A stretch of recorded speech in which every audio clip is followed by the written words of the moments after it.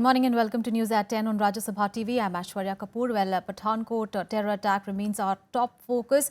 Combing operations have been intensified on the day 3 at the Indian Air Force base. We'll get you the latest from Pathankot and also related developments in New Delhi. But let us begin with the headlines. Encounter still underway at Pathankot Air Base. Efforts on to neutralize 2 more terrorists. Attack on Indian consulate in Afghanistan. Unidentified number of terrorists engage security forces. Prime Minister Narendra Modi and Sushma Swaraj hold meetings in the wake of terror attacks. Security and diplomatic strategies discussed. Earthquake of moderate intensity strikes in northeastern states adjoining Myanmar, Bangladesh and Bhutan. At least 6 people reported killed. And Saudi Arabia snaps diplomatic ties with Iran. Move follows Iranian protests against the execution of a Shiite cleric. Well, our top story: an operation is still underway at Pathankot to neutralize the 2 terrorists who are still holed up at the Air Force station since Saturday. Now, contrary to what was believed earlier, the airbase continues to be at risk. Now, 4 terrorists have been killed so far in the operation that has continued for over 2 days. It is the 3rd day. Officials say that the operation will continue till the whole of the airbase is cleared of intruders. 2 days after the terrorist attack on the Pathankot airbase, intermittent blast and exchange of fire still being heard at the site. Officials said the operation is underway to neutralize 2 more terrorists. The operations are expected to continue till the entire airbase was cleared of intruders and terrorists. नहीं, अभी कोई नई बात नहीं, जो कल तक थी वही है. The airfield cannot be declared fully sanitized till the time each and every place is checked and ascertained that there is nobody else anti-national element present there. 4 terrorists were killed and 7 soldiers lost their lives so far since Saturday. 17 people have also been injured. The 2 remaining terrorists are holed up in the forested area on the backside of the airbase from where they entered. आज फिर रात भर operation चलता रहा और जो encounter उसके बाद शुरू हुआ उस एनकाउंटर वो एनकाउंटर अभी भी चल रहा है. तो अभी बताया नहीं जा सकता कि खत्म हुआ है कि नहीं, उसमें कितने टेररिस्ट थे, तो ये अभी नहीं बताया जा सकता. There were at least 2 more. They have been engaged since 12:20 and the operation is going on. They are limited to an area and we are very hopeful that by this evening, these 2 terrorists will also be neutralized. One of the soldiers killed is the Lieutenant Colonel Niranjan of the National Security Guard's bomb disposal squad. 3 others were injured when they were defusing the explosive material of a slain terrorist. On one hand, I've lost him, but on the other hand, I don't know, he's made us feel proud, but then whatever it is, our loss is a great loss. Because when I feel these people, every year, they're losing their lives. I mean, you go to defuse a bomb and you don't know what's going to happen. And I mean, what risk they're taking. In North Ambala city, parents mourned the death of Garud Commando Gursevak Singh. हमारे कितने जवान हैं जो शहीद हो रहे हैं हर रोज. Army के, एयरफोर्स के दिन पर दिन शहीद हो रहे हैं. मेरा बच्चा भी ठीक है, मैं दुख है मन, मेरा बच्चा देश के लिए शहीद होया. Another soldier who was killed is 51-year-old Subedar Fateh Singh, who won gold and silver medals in the first Commonwealth Shooting Championships held in 1995. Bureau Report, Rajya Sabha TV. Well, a journalist, Sukhjinder Kumar, is now joining us on the phone line. He's tracking all those developments in Pathankot very, very closely. Sukhjinder, आज पठानकोट हमले का 3रा दिन है. खबर है कि 2 आतंकी अभी भी छिपे हैं. क्या ताज़ा जानकारी है आपके पास? जी अगर अभी की बात करें तो ऐसा लग रहा है कि ये जो ऑपरेशन है अब खत्म होने की मंजिल पर आ चुका है, क्योंकि एनएसजी के डीजी जो है वो भी एयरबेस के अंदर पहुंच चुके हैं और पठानकोट के एडीजीपी भी जो है वो अंदर पहुंच चुके हैं। और अभी कुछ देर पहले सेना की तरफ से एक धमाका किया गया है ताकि जो आतंकी छुपे हुए हैं वो कम से कम बाहर आए या फिर जो है लगातार फायरिंग करे ताकि उनकी लोकेशन पता चल सके। तो ऐसा अब लग रहा है कि कुछ समय के बाद ये ऑपरेशन खत्म हो जाएगा। सुखजिंदर, ये खबर थी कि सुबह एयरबेस के अंदर क्विक रिएक्शन टीम को भेजा गया है। क्या कुछ और रीइंफोर्समेंट्स भी वहां पर मौजूद हैं इस वक्त? जी बिल्कुल, अंदर जो है वो अपने एनएसजी के कमांडर हैं और साथ में सेना के कमांडर्स भी हैं। और अभी जो है अपने जो जंगल में छुपे हुए हैं आतंकी उनके लिए जो है वो अभी संघर्ष जो है वो तेज कर दिया गया है और गोलीबारी तेज करके अभी धमाके किए जा रहे हैं अंदर, ताकि उनको बाहर निकाला जा सके या फिर उनको मारा जा सके। सुखजिंदर, सुबह से अलग अलग तरह की रिपोर्ट्स भी आ रही थी। किसी चैनल में ये बात भी सामने आ रही थी कि शायद एक और आतंकी को मार गिराया गया है। इस वक्त पुख्ता जानकारी क्या है आपके पास? जी इस वक्त की पुख्ता जानकारी ये है कि जानकारी मिलती है कि अपने एक और मर गया, 2 और मर गए, लेकिन अभी तक औपचारिक किसी ने भी घोषणा नहीं की है। खबर ये भी आ रही है कि 2 आतंकी और मार गिराए जा चुके हैं, लेकिन अभी तक पुष्टि इस चीज की किसी ने नहीं की है। सुखजिंदर, ये भी बताइए कि जैसे आज सुबह से ही इंटरमिटेंट फायरिंग जारी है, तो किस समय ये फायरिंग शुरू हुई थी और अभी इस वक्त क्या ताज़ा हालात हैं वहां पर? जी अगर फायरिंग की बात करें तो कल रात से फायरिंग बंद थी, लेकिन 2:30 बजे के करीब रात के फायरिंग फिर से शुरू हुई थी। फिर उसके बाद जो है वो 7:30 बजे शुरू हुई और तब से लेके अब तक जो है वो रुक रुक के फायरिंग हो रही है। और सेना की तरफ से अभी जो है वो पूरा जोर लगाया जा रहा है कि इस ऑपरेशन को जल्द ही खत्म किया जाए। शुक्रिया बहुत हमसे बात करने के लिए सजिंदर। तो it is the third day of the Pathankot attack. It is and the combing operations have intensified. That is what the latest we are getting. We'll get you all the updates even as they happen. Meanwhile, even as the Pathankot encounter is underway, Afghanistan security forces are currently battling gunmen near the Indian consulate in Mazar-e-Sharif since yesterday. Now, gunfire and rocket-propelled grenades rocked the surrounding areas.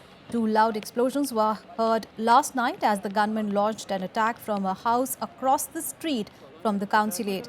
The number of gunmen holed up is not known at the moment. Now, Special Forces units prepared an operation to clear the attackers, but no details were immediately available on any casualties or damage. There was also no immediate claim of any responsibility. Well, the attackers had tried to enter the consulate, but when they failed, they shut themselves into a house across the street. The Indian officials have told Reuters that there is no report of any Indian casualties so far, and it was not certain that the consulate itself was the target of the attack or not. Meanwhile, both Prime Minister Narendra Modi and Foreign Minister Sushma Swaraj held high-level meetings relating to the attack in Pathankot soon after his return from a 2-day visit in Karnataka. Prime Minister Modi chaired a meeting of top officials including NSA Ajit Doval and Foreign Secretary S. J. Shankar. The meeting lasted for over 2 hours. On Sunday, Prime Minister Narendra Modi met top officials including National Security Advisor Ajit Doval and Foreign Secretary S. J. Shankar. Earlier, Defence Minister Manohar Parrikar briefed Modi on the latest situation. Security was also beefed up in neighbouring states like Delhi. Delhi police को जो भी anti terrorist measures लेने सारे measures लिए हैं, railway stations पे भी लिए, मेट्रो स्टेशंस भी लिए और सभी जगह सुरक्षा बढ़ा दी गई. Also on Sunday, Foreign Minister Sushma Swaraj met former foreign secretaries and envoys to Pakistan. The meeting held to discuss India's strategy concerning Pakistan was attended by retired High Commissioner to Pakistan TCA Raghavan, former Foreign Secretary Shyam Saran and Satinder Lamba, and Shiv Shankar Menon among others. Details were not disclosed. Although the meeting was pre-scheduled, it acquired a fresh dimension after Saturday's attack in Pathankot. इनका बहुत ही खतरनाक plan होगा, but still we are proud on our air force and Punjab police and army जिन्होंने इनको मार गिराया. और आगे भी यही है कि जब जब दुश्मन कोशिश करेगा हमारे पठानकोट हमारे देश पे कुछ अटैक करने की, तो हमें इतना यकीन है हमारे आर्मी वालों के, उनको मार गिराएंगे, तहस नहस कर देंगे. Pakistan has already condemned the attack and said it wanted to continue to build on the goodwill created by impromptu meeting between Modi and Sharif last month. Bureau Report, Rajya Sabha TV. The security agencies have pointed out the likely involvement of terrorist outfit Jaish-e-Mohammed behind the terrorist operation in Pathankot. The suspicion is now that the strikes could not have been executed without the knowledge of Pakistan's army intelligence complex.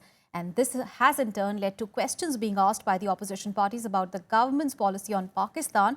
The government is, however, defending its approach while praising the timely action of the security forces. राजनीतिक तौर पर भी असफल है और जो हमारा खुफिया तंत्र है एनआईए है वो भी फेल हुआ है। कल प्रधानमंत्री ऑपरेशन सफल होने पर बधाई दे चुके थे और ऑपरेशन अब तक जारी है। इससे बड़ी हमारी खुफिया असफलता का और क्या प्रतीक हो सकता है। मोदी जी हाल में ही पाकिस्तान होकर आए हैं, उसके बाद भी पाकिस्तान से आए उग्रवादियों द्वारा इतना बड़ा आतंकी हमला हमारे फॉरवर्ड एयर बेस पर अपने आप में गहन चिंता का विषय है। आतंकवाद को खत्म करने का बात तो हमारी पार्टी हर समय कहते आई और उसके लिए जो भी कदम सरकार को उठाना है वो उठाना चाहिए और वो क्या कदम होंगे अगर बताना चाहती तो सरकार बताए, नहीं तो कुछ कदम उठाए ताकि नजर आए। All right, so combing operations are still underway in Pathankot. Well, that is one story that we'll keep tracking through the day. But time to take a very short break. We'll be back with more news. Stay with us.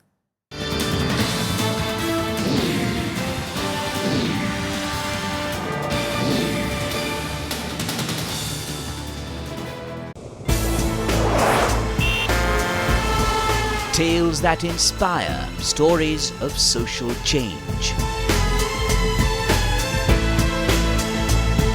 A salute to diversity, promoting public discourse. Events that motivate, inspiring the innovative spirit. Watch Rajya Sabha television documentaries every Friday at 10:30 p.m, Saturday 12:30 p.m and Sunday at 1 p.m.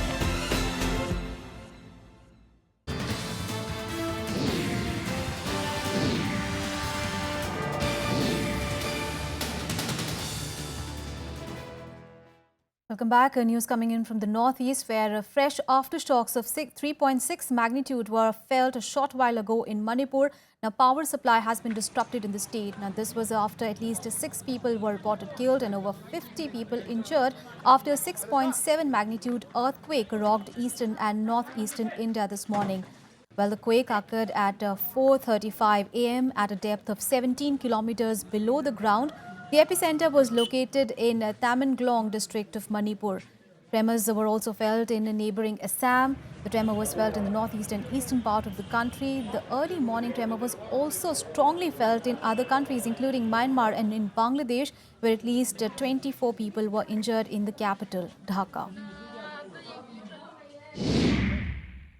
Today morning, actually at 4:35, an earthquake of 6.7 magnitude has occurred in the Manipur, which was having epicenter in the northwest of the Imphal, which was having a depth of about 17 kilometers.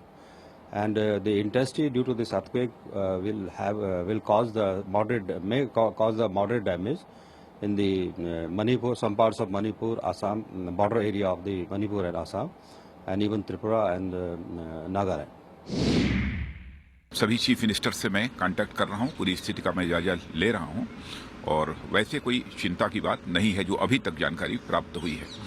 वैसे केंद्र सरकार के द्वारा जिस भी प्रकार के सहयोग की यहां आवश्यकता होगी, केंद्र सरकार पूरी तरह से सहयोग करेगी। News coming in from the national capital, where the government is getting ready for the first true test of its anti-pollution initiative today. The first 2 days, of course, saw citizens largely obeying the rules, but with offices opening after a long weekend, public transport and also traffic enforcement is expected to come under pressure. After the success of the first 2 days, the Delhi government gearing up for the biggest test for its odd-even traffic plan on Monday. State Transport Minister Gopal Rai said all arrangements were in place in the government's effort to limit private cars and curb pollution in the city. Delhi के अंदर DTC की जो बसें हैं, जो पहले total 48 lakh लोगों को ये सेवाएं देती थी, ये कल 64 लाख लोगों को सेवाएं प्रदान करने की क्षमता के साथ सड़क पर उतरेंगी। The metro is expected to carry 3.2 million commuters compared to 2.6 million passengers on a daily basis. 3,000 buses have been added to the fleet of DTC, and about 200 teams of police personnel have been deployed to find errand drivers. जितने civil defence के volunteer हैं, जितने traffic police के लोग हैं, जिनके पास mobile है, वो सारे लोगों को हम आज ऑर्डर हमने किया है कि सारे लोग वीडियो बनाएंगे, जिससे कि उन लोगों को बाद में हम ट्रैक कर सकें जो बार बार जो है इसको तोड़ने की कोशिश कर रहे हैं। वीडियो कैमरा हम लोग कल फील्ड में उतरेगा, कुछ सीक्रेट भी होगा, खुफिया कैमरा भी लगा रहे और कुछ ओपन कैमरा भी होगा। The Delhi government says special arrangements have been made to catch the repeated offenders. Under the odd-even initiative, fuel-based private vehicles with odd and even numbers will run on alternate days. Even-numbered vehicles on even dates and odd-numbered on odd dates on a trial basis for a fortnight. Experts, however, say the rising pollution levels warrant a permanent ban on diesel cars, while campaigners are calling for steps like a parking cess and an annual tax on all cars. Bureau Report, Rajya Sabha TV. All right, for more on this, let's go across to my colleague Anu Diwan, who is joining us from the national capital. Anu, it is a Monday morning and it's the real test of the Arvind Kejriwal's odd-even scheme. What is the latest that you're getting? What is the response of Delhiites on Monday morning today? Ishwarya, it's been more than 2 hours and the traffic has started on the roads, and being Monday morning, it's a very crucial day for even Delhi government also, as after holidays, New Year vacations, people are back to their work. So it's a challenge for Delhi government to beat the same thing that was done on Friday and Saturday, that people followed odd even rule. I would like to show you some of the images, some of the pictures that people today, even being the even day, are traveling with the even number cars only. Since morning I have been seeing that. I haven't seen even a one odd number car where people were traveling with. If there was odd number, either it was a woman driver or a CNG car, which are already being exempted. So we can say that people are following the rule, but it's a challenge for Delhi government to give them proper facilities relating to public transport who are not traveling with their own vehicles. So Delhi government for this day have made some special arrangement. They have increased the number of buses, they have increased metro frequency, they have strictened rules for auto drivers, as they were disturbing the public transport on the Friday and Saturday, which were seen by the Delhi government. So Delhi government has increased public transport facility for the general public so that they don't face any problem even today also, and their odd even formula may be successful like that was done on 1st and 2nd January. So essentially Delhiites are following the rule today. But you just spoke about the public transport, Anu. Are you seeing more than usual rush, probably in metros or in the buses? What more can you tell us? Yeah, Aishwarya, there is more than a usual rush on public transport also, and I would like to tell that Delhi government has made some special arrangement on buses, that if there is a lot of rush in relating to one route of the bus, Delhi government has made a facility that the other same bus of the same route should be deployed at the same place, so that public don't face any problems. So they have deployed special arrangements for the public transport relating to especially DTC bus. They are planning to make special arrangement for the routes which in whichever they face lot of rush, people are traveling more on that route, so that they can provide them with other bus so that they don't face any problem or any delay in their traveling. All right, Anu, thank you so much for those details there. Well, on to some other news, and the mortal remains of veteran CPI leader AB Burdhan will be kept at the party headquarters, Ajoy Bhavan today. The cremation will be held in the afternoon today at the electric crematorium at Delhi's Nigam Bodh Ghat at 3 in the afternoon. Burdhan, remember, passed away on Saturday after a prolonged illness. Now tributes are pouring in for the late CPI leader from leaders cutting across party lines.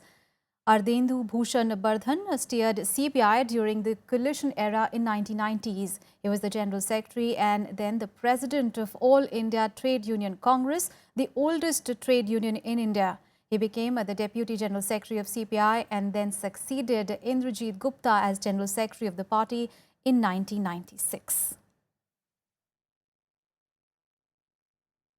And Prime Minister Narendra Modi yesterday returned from his two-day visit to Karnataka. He inaugurated the 103rd edition of the Indian Science Congress and laid the foundation stone of a 5,000 crore rupees helicopter manufacturing project in Tumkur.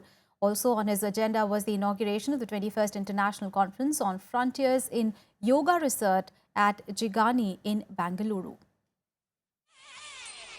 At the 103rd session of the Indian Science Congress, Prime Minister Narendra Modi exhorted scientists and researchers to tackle climate change, the challenges from urbanization, and play their role in encouraging startups.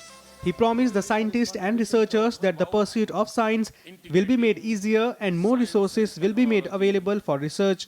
Every area that I am encouraging greater scientific collaboration between central and state institutions and agencies.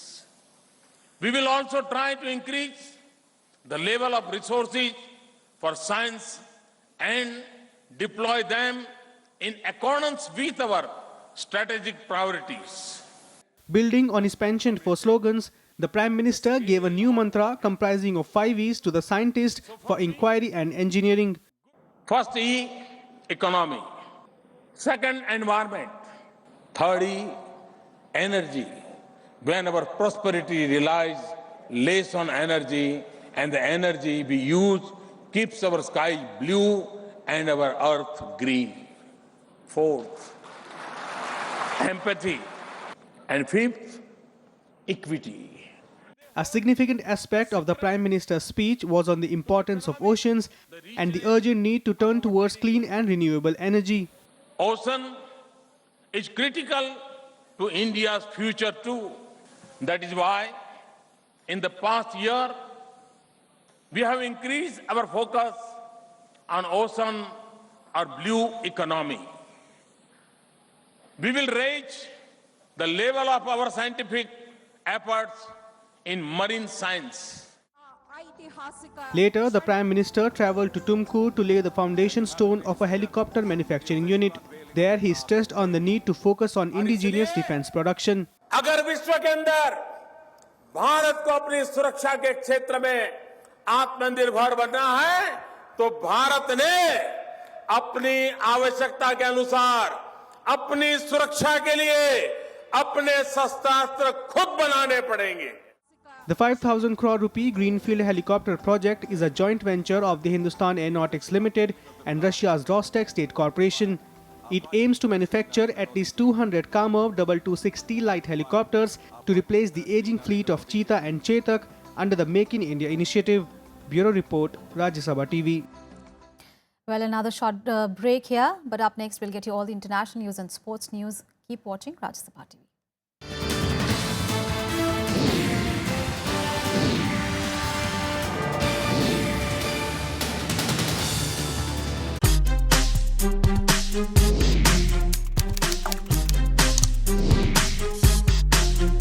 Get live Rajya Sabha session. News, views, reports and analysis you can trust on social media. Subscribe, follow, like Rajya Sabha Television.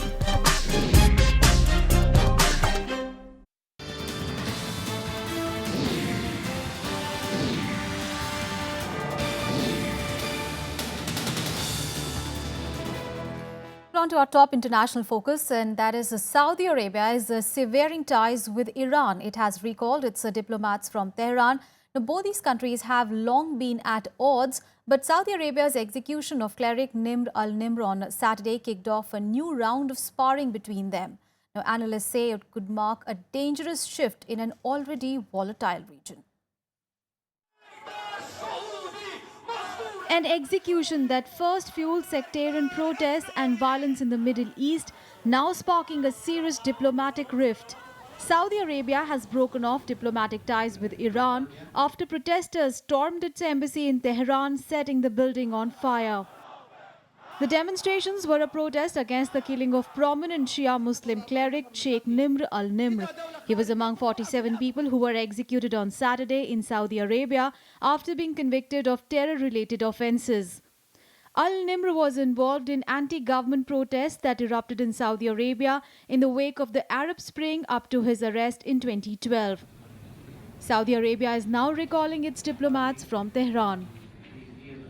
We are determined not to allow Iran to undermine our security. We are determined not to let Iran mobilize or create or establish terrorist cells in our country or in the countries of our allies.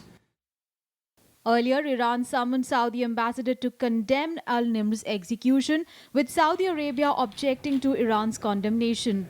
Later, Iran's Supreme Leader Ayatollah Ali Khamenei compared Saudi Arabia to the Islamic State and warned the Sunni Muslim kingdom will face divine revenge for the execution.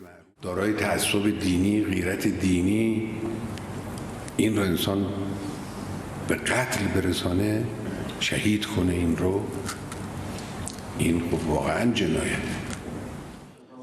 Iran and Saudi Arabia back opposing sides in the conflicts in Syria and Yemen. Relations between the countries have been strained over various issues in recent decades, including Iran's nuclear program and deaths of Iranians at the Hajj pilgrimage in 1987 and again in 2015. Bureau Report, Rajya Sabha TV. And for other international stories, here is the World Wrap. In a fresh incident of violence in Israel, a soldier was injured by a gunman near the West Bank city of Hebron on Sunday. The wounded soldier was shifted to the hospital for medical treatment and a search is underway to nail the attackers. Meanwhile, funeral services of Israeli soldiers who were killed by a suspected Israeli Arab at a bar in central Tel Aviv earlier were held. Top leaders of Nepal's three major political parties, including Prime Minister KP Sharma Oli, met with Madheshis in a bid to end the current political crisis in the country over the new constitution. They discussed issues relating to agitation by Madheshis like a border blockade and constitution amendment bill tabled in parliament. Sri Lankan President Maithripala Sirisena pledged land for up to 1 lakh people who have been living in camps 6 years after the end of Lanka's brutal ethnic war. The land will be given to build homes within 6 months, according to the government there. Now to sports now. Well, India won the South Asian Football Federation Cup title, defeating Afghanistan in the summit clash on Sunday. India's strikers JJ Lal Pekula and Sunil Chhetri scored in the 72nd minute and 101st minute respectively to guide the hosts to their 7th SAF title. They defeated defending champions Afghanistan 2-1. Remember, India, who lost to Afghanistan in the final of the 2013 edition in Kathmandu, were clearly the better side in the final match, though they had to come from behind and settle the match in the extra time.